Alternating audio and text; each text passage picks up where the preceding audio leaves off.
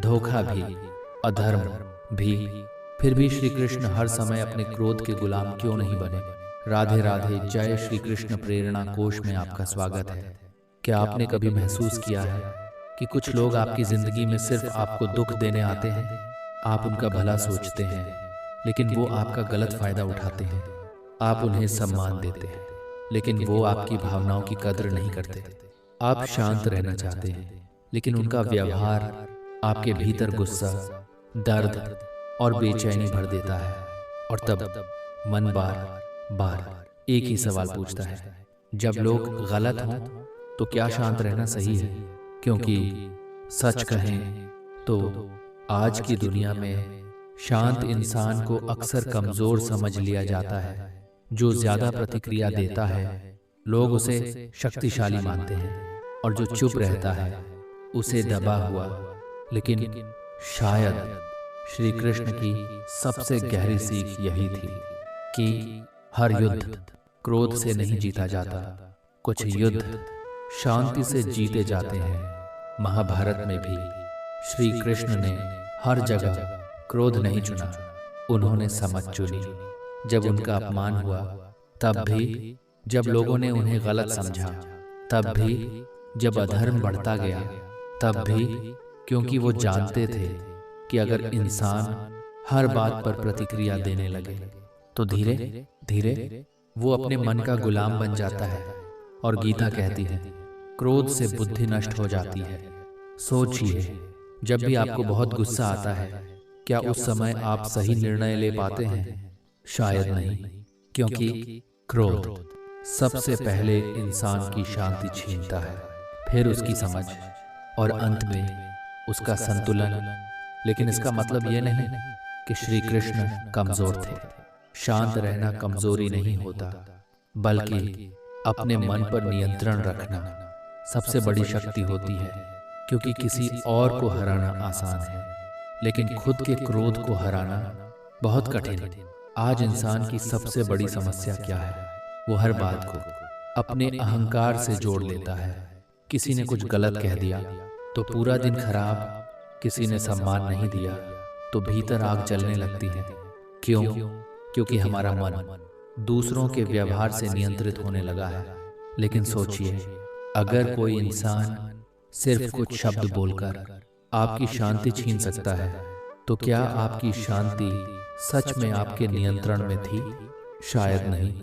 और यही कारण है कि श्री कृष्ण बार बार भीतर की स्थिरता की बात करते हैं। क्योंकि बाहर की दुनिया कभी पूरी तरह आपके अनुसार नहीं चलेगी। लोग गलत होंगे, लोग बदलेंगे, कुछ आपका अपमान करेंगे, कुछ आपकी अच्छाई का फायदा उठाएंगे।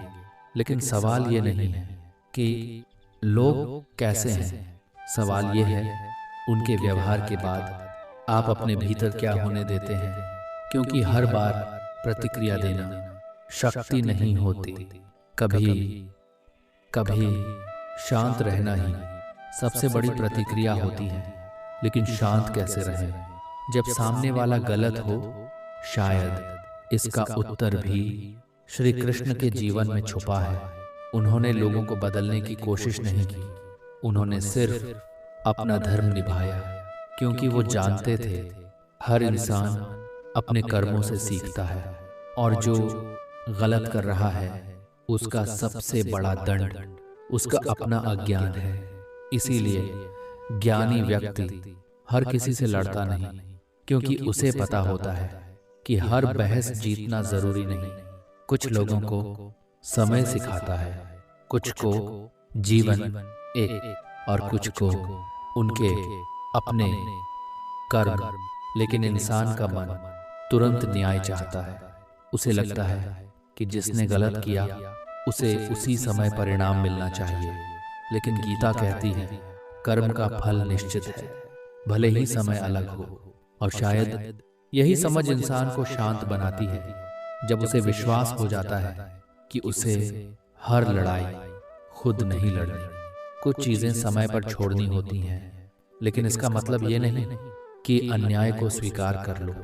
श्री कृष्ण ने भी अधर्म के खिलाफ आवाज उठाई थी, लेकिन अंतर सिर्फ इतना था उन्होंने क्रोध से नहीं, चेतना से निर्णय लिया। आज अधिकांश लोग गुस्से में निर्णय लेते हैं और बाद में पछताते हैं, लेकिन जो इंसान शांत मन से निर्णय लेना सीख जाए उसे परिस्थितियां कमजोर नहीं कर पाती। और शायद यही असली शक्ति है, न दूसरों को हराना, न हर बहस जीतना, बल्कि अपने भीतर की शांति को बचाए रखना। क्योंकि इस संसार में सबसे कठिन काम है गलत लोगों के बीच रहकर भी अपने भीतर अच्छाई को जीवित रखना। और शायद यही कारण है कि श्री कृष्ण हर परिस्थिति में शांत थे, क्योंकि वो लोगों के व्यवहार से नहीं, अपने भीतर की चेतना से जीते थे। तो अगली बार जब कोई आपके साथ गलत करे, जब कोई आपको समझे बिना जज करे या आपकी अच्छाई का फायदा उठाए, तो तुरंत प्रतिक्रिया देने से पहले बस एक पल रुकिए और खुद से पूछिए, क्या मैं इस समय अपने मन का मालिक हूँ या अपने क्रोध का गुलाम? क्योंकि जिस दिन आपने अपने भीतर शांति बनाए रखना सीख लिया, उसी दिन दुनिया आपको परेशान करना बंद नहीं करेगी, लेकिन उसका असर आप पर होना बंद हो जाएगा। लेकिन क्या शांत रहने का मतलब हर बार चुप रह जाना है? क्या हर अपमान सह लेना ही आध्यात्मिकता है? शायद नहीं, क्योंकि श्री कृष्ण ने कभी भी कायरता को शांति नहीं कहा। उन्होंने अर्जुन से यह नहीं कहा था सब कुछ सह लो, उन्होंने कहा था धर्म के लिए खड़े हो। लेकिन ध्यान दीजिए, उन्होंने अर्जुन को क्रोध से युद्ध करने को नहीं कहा, उन्होंने कहा स्थिर होकर युद्ध करो, यानी निर्णय लो, लेकिन होश में कार्य करो, लेकिन भीतर शांति के साथ। क्योंकि जब इंसान क्रोध में निर्णय लेता है तो वो सिर्फ प्रतिक्रिया दे रहा होता है, लेकिन जब वही इंसान शांत होकर निर्णय लेता है तो वो चेतना से कार्य कर रहा होता है, और दोनों में बहुत बड़ा अंतर है। आज अधिकांश लोग दूसरों की गलतियों की वजह से अपने भीतर जहर भर लेते हैं। कोई कुछ कह देता है और हम कई दिनों तक उसी बात को मन में दोहराते रहते हैं। धीरे धीरे सामने वाला तो आगे बढ़ जाता है, लेकिन हमारा मन उसी घटना में अटका रह जाता है। और शायद यही सबसे बड़ा नुकसान है, क्योंकि जिसने आपके साथ गलत किया उसने सिर्फ एक बार चोट पहुंचाई, लेकिन उसे याद करके बार बार खुद को दुख देना ये इंसान खुद करता है। शायद इसीलिए श्री कृष्ण वर्तमान में जीने की बात करते हैं, क्योंकि जो व्यक्ति अतीत के अपमान को पकड़कर बैठा रहेगा वो कभी भीतर से शांत नहीं हो पाएगा। लेकिन इसका मतलब ये भी नहीं कि हर किसी को अपनी जिंदगी में रहने दिया जाए। कभी कभी शांति बनाए रखने के लिए दूरी बनाना भी जरूरी होता है, क्योंकि हर इंसान आपकी ऊर्जा के योग्य नहीं होता। कुछ लोग सिर्फ आपकी शांति छीनने आते हैं, और ज्ञानी व्यक्ति हर जगह अपनी ऊर्जा खर्च नहीं करता। वो समझता है कहाँ बोलना जरूरी है और कहाँ मौन ज्यादा शक्तिशाली है। शायद यही कारण है कि श्री कृष्ण हर समय हर किसी को समझाने नहीं गए। कुछ लोगों को उन्होंने समय पर छोड़ दिया, क्योंकि वो जानते थे जिसे सत्य समझना होगा वो एक दिन समझ जाएगा, और जिसे नहीं समझना उसे 1000 शब्द भी नहीं बदल सकते। लेकिन इंसान की समस्या क्या है? वो हर किसी को बदलना चाहता है, हर किसी से समझे जाने की उम्मीद करता है, और जब ऐसा नहीं होता तो भीतर टूटने लगता है। लेकिन शायद शांति का पहला कदम यही है, ये स्वीकार कर लेना कि हर इंसान आपको समझे। ये जरूरी नहीं हर कोई आपकी अच्छाई की कदर करे, ये भी जरूरी नहीं, और हर गलत इंसान को जवाब देना ये तो बिल्कुल भी जरूरी नहीं, क्योंकि कुछ जवाब शब्दों से नहीं समय देता है। और शायद सबसे बड़ी जीत वही है जहां इंसान अपनी शांति खोए बिना स्थिति से बाहर निकल आए। लेकिन क्या सच में अपनी शांति बचाकर निकल जाना ही जीत है? दुनिया शायद इसे जीत न माने, क्योंकि दुनिया को शोर पसंद है, उसे गुस्सा दिखाई देता है, प्रतिक्रिया दिखाई देती है, तुरंत जवाब देना ताकत लगता है।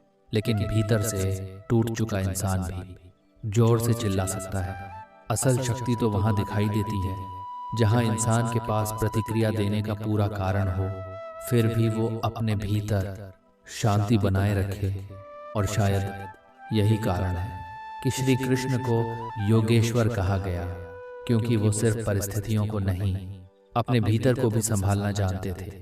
सोचिए, अगर श्री कृष्ण चाहते तो वो अपने विरोधियों को एक क्षण में समाप्त कर सकते थे। फिर भी उन्होंने हर जगह शक्ति का प्रदर्शन नहीं किया। क्यों? क्योंकि ज्ञानी व्यक्ति हर युद्ध लड़ना जरूरी नहीं समझता। उसे पता होता है कुछ युद्ध जीत कर भी इंसान हार जाता है अगर उस जीत की कीमत उसकी शांति हो। लेकिन आज इंसान क्या करता है? वो छोटी छोटी बातों में अपनी ऊर्जा खो देता है। किसी ने मैसेज का रिप्लाई नहीं किया, मन खराब, किसी ने सम्मान नहीं दिया, क्रोध, किसी ने अपमानित कर दिया, पूरी रात बेचैनी। धीरे धीरे दूसरों का व्यवहार उसके मन को नियंत्रित करने लगता है। और शायद यही मानसिक गुलामी है, जहां आपकी भावनाओं का नियंत्रण आपके हाथ में नहीं रहता। लेकिन श्री कृष्ण का पूरा जीवन एक ही बात सिखाता है, जिसने खुद पर नियंत्रण पा लिया उसे दुनिया नियंत्रित नहीं कर सकती। और यही वास्तविक स्वतंत्रता है, न सिर्फ बाहर से, भीतर से भी। लेकिन ये अवस्था एक दिन में नहीं आती। इसके लिए इंसान को बार बार खुद को देखना पड़ता है। हर बार जब गुस्सा आए तो खुद से पूछना पड़ता है, क्या ये प्रतिक्रिया सच में जरूरी है? क्या मैं अभी सत्य से निर्णय ले रहा हूँ या अपने आहत अहंकार से? क्योंकि कई बार हमें चोट सामने वाले के शब्दों से नहीं लगती, हमें चोट इस बात से लगती है कि हमारे भीतर का अहंकार उसे स्वीकार नहीं कर पाता। और जब तक इंसान अपने अहंकार को नहीं समझता, तब तक वो शांति को भी नहीं समझ सकता। शायद इसीलिए गीता में श्री कृष्ण बार बार समत्व की बात करते हैं। हर परिस्थिति में संतुलित रहना, न प्रशंसा में बह जाना, न अपमान में टूट जाना। क्योंकि जिस इंसान की शांति दूसरों के व्यवहार पर निर्भर हो, उसका जीवन हमेशा अस्थिर रहेगा। लेकिन जो भीतर से स्थिर हो जाए, वो गलत लोगों के बीच रहकर भी अपनी अच्छाई नहीं खोता। और शायद यही सबसे कठिन साधना है, इस संसार में रहना, लोगों को समझना, उनकी गलतियों को देखना, फिर भी भीतर से कठोर न होना। क्योंकि अक्सर दर्द इंसान को वैसा ही बना देता है जैसा उसने दूसरों में नापसंद किया था। लेकिन श्री कृष्ण का मार्ग कुछ और है। वो कहते हैं, दूसरों की अंधकार को देखकर अपने भीतर का प्रकाश मत बुझाओ। क्योंकि अगर गलत लोग आपकी शांति छीन लें, आपकी अच्छाई बदल दें, तो फिर जीत किसकी हुई? शायद यही जीवन की सबसे बड़ी परीक्षा है, गलत लोगों के बीच रहकर भी अपने भीतर सही बने रहना। क्योंकि संसार हमेशा वैसा नहीं होगा जैसा आप चाहते हैं। लोग गलत समझेंगे, कुछ आपका उपयोग करेंगे, कुछ आपके मौन को कमजोरी समझेंगे। लेकिन हर बार खुद को साबित करना जरूरी नहीं होता। कभी कभी शांत रहना ही सबसे गहरी ताकत होती है। और शायद श्री कृष्ण यही सिखाने आए थे कि इंसान की असली शक्ति उसकी आवाज में नहीं, उसकी चेतना में होती है। जो व्यक्ति हर परिस्थिति में अपने मन को स्थिर रख सकता है, उसे बाहरी दुनिया ज्यादा देर तक परेशान नहीं कर सकती। क्योंकि उसका केंद्र अब बाहर नहीं, भीतर होता है। और जिस इंसान का केंद्र भीतर हो जाए, वो धीरे धीरे लोगों के व्यवहार से ऊपर उठने लगता है। फिर उसे हर किसी से समझे जाने की जरूरत नहीं रहती, हर बहस जीतने की भी नहीं। क्योंकि उसे समझ आ जाता है कि शांति खोकर मिली हुई जीत असल में हार होती है। और शांति बचाकर लिया गया मौन कई बार सबसे बड़ी विजय बन जाता है। लेकिन इसका मतलब ये नहीं कि आप कमजोर बन जाएं। श्री कृष्ण ने भी अधर्म के सामने मौन नहीं चुना था।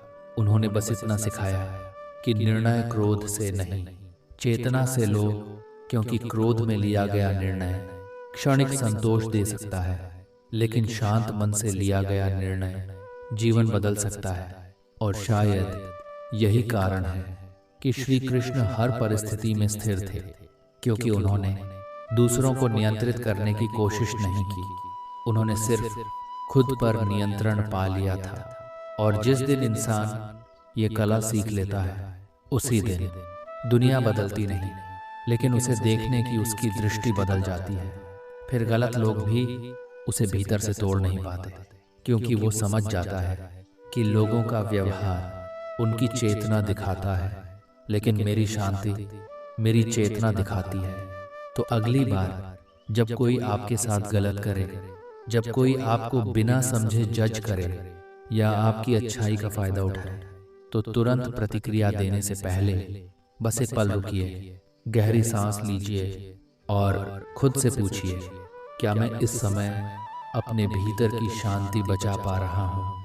क्योंकि शायद यही वो क्षण होता है जहाँ इंसान तय करता है कि वो दूसरों के अंधकार में खोएगा या श्री कृष्ण की तरह अपने भीतर प्रकाश बनाए रखेगा। राधे राधे।